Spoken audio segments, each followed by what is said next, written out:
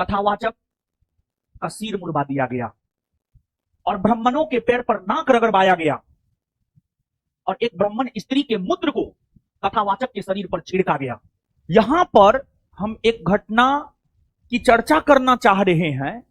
उत्तर प्रदेश के इटावा की घटना। एक तो पहली बात, उत्तर प्रदेश की इटावा की घटना अत्यंत ही निंदनीय है। हुआ यह है कि एक ब्राह्मण का गांव था। उस ब्राह्मण के गांव में यादव जाति के लोग कथावाचक बनकर के कथा कर रहे थे और जब ब्राह्मणों को यह पता चला तो फिर उस कथावाचक के साथ क्या क्या किया गया, ध्यान से सुनिएगा। कथावाचक का सिर मुड़वा दिया गया, मारा गया और ब्राह्मणों के पैर पर नाक रगड़वाया गया और एक ब्राह्मण स्त्री के मूत्र को कथावाचक के शरीर पर छिड़का गया। क्या यही मानवता कहता है? क्या यही ब्राह्मणवाद है? क्या यही हिंदू धर्म है? कहता है हिंदू राष्ट्र बनाएंगे, हिंदू राष्ट्र बनाएंगे।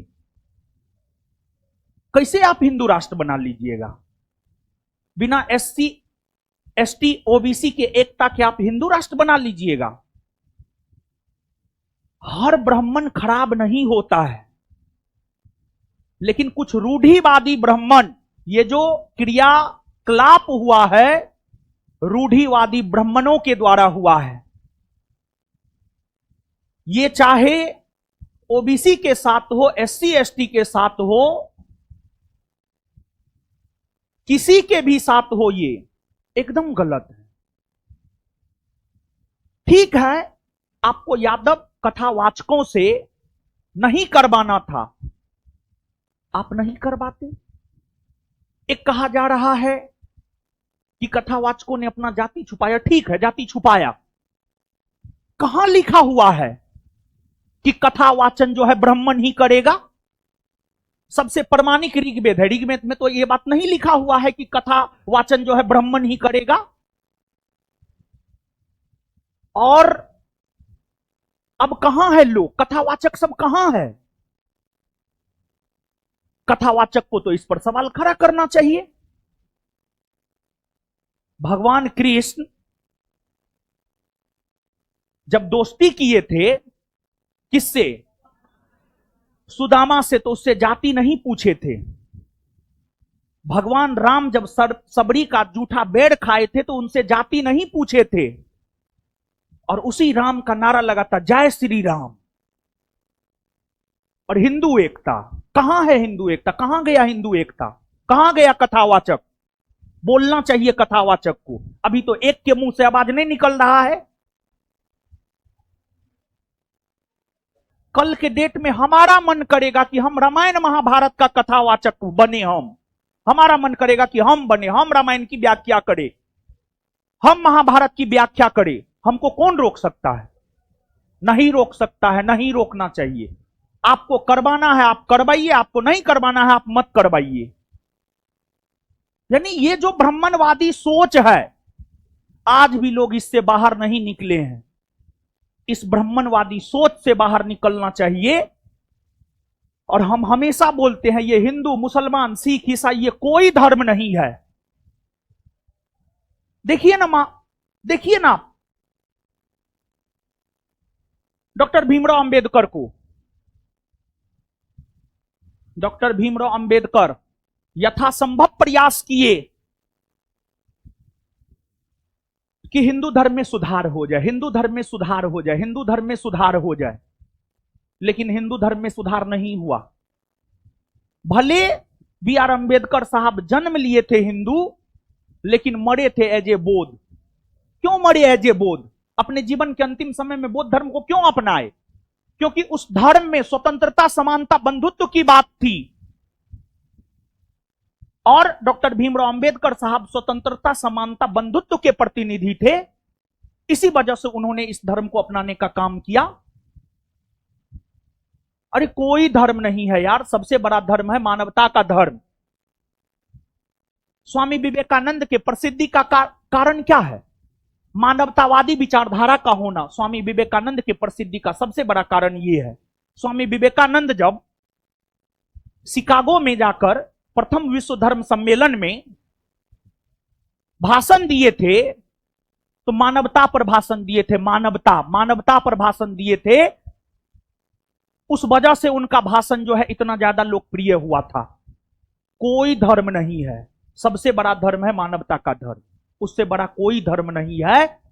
लेकिन ब्राह्मणवादी, रूढ़िवादी सोच वाले लोगों को अपने सोच में परिवर्तन करना होगा। और यादव जाति के लोगों को यह लगता है कि हमारा तो कोई कुछ बिगाड़ ही नहीं सकता है। लेकिन समय समय पर रूढ़िवादी ब्राह्मण, एससी हो, एसटी हो, ओबीसी हो, सबको उसका औकात दिखाता है कि तुम्हारा औकात ये है, तुम यहां रहो, ज्यादा फड़फड़ाओ मत। लेकिन किसी का कोई औकात नहीं है। चाहे आप किसी भी धर्म के हो, किसी भी जाति के हो, आपको ये काम करना है कि मानवता क्या कहता है, मानवता क्या कहता है, ये काम करना है आपको। मानवता क्या कहता है? हम हिंदू हैं, लेकिन एक मुसलमान आया था, एक लड़की आई थी, उसके भाई का किडनी ट्रांसप्लांट होना था। अब पता कर लीजिएगा, बिहार पुलिस बैच में, बिहार एसआई बैच में क्राउड फंडिंग उसको हम करवाए हैं और अच्छा खासा पैसा जो है ये करवाए हैं। तो हम हिंदू हैं तो क्या हम मुसलमान को मदद नहीं करें? मानवता यही कहता है क्या? हमको तो नहीं लगता है मानवता ये कहता है। मानवता कदापि ये नहीं कह सकता है कि एक ब्राह्मण औरत के मूत्र किसी पर भी छिड़का जाए। मानवता कदापि ये नहीं कह सकता है कि किसी का सिर मुड़वा दिया जाए। मानवता कभी ये नहीं कह सकता है कि किसी को मारा पीटा जाए। मानवता कभी ये नहीं कहता है कि किसी के सामान को तोड़ दिया जाए। इस सोच से बाहर निकलना पड़ेगा, और जब तक इस सोच से बाहर नहीं निकलेगा लोग, तब तक एकता की बात व्यर्थ है। बेवजह का एकता की बात की जाती, बेवजह के एकता की बात की जाती है। और जब पहलगाम में कांड हुआ था तो लोग कह रहा था, ट्वीट कर रहा था, सब बोल रहा था, मुंह खोल करके बोल रहा था कि जाति नहीं पूछा गया, धर्म पूछा गया। आज तो जाति पूछ करके यानी इस प्रकार का कुकृत्य किया जा रहा है। कहां है लोग बोलने वाले, कहां है कथावाचक? सबको सांप सूंघ गया है, समझ गए? क्योंकि यह घटना ओबीसी, एससी, एसटी के साथ होता है। एससी, एसटी, ओबीसी समुदाय के लोग जब किसी मंदिर में जाते हैं तो मंदिर को धुलवाया जाता है। कहां लिखा हुआ है मंदिर में जाएगा तो मंदिर अछूत हो जाएगा जी? कहां लिखा हुआ है? कौन ग्रंथ में लिखा हुआ है? कौन साहित्य कहता है? कौन महाभारत, गीता, रामायण कहता है जी? है? इस ब्राह्मणवादी सोच से बाहर निकलना होगा। और निकलेगा लोग, निकलेगा कैसे नहीं? एकदम निकलेगा, एकदम निकलेगा। अरे उसके आर्थिक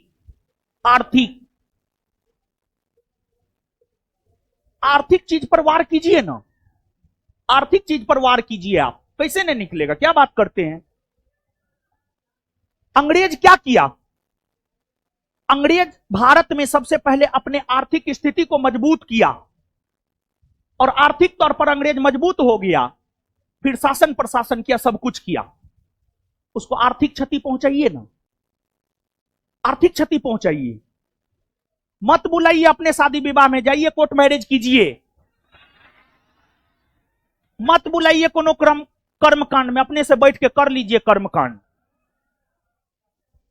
बंद कीजिए उन लोगों को लाना।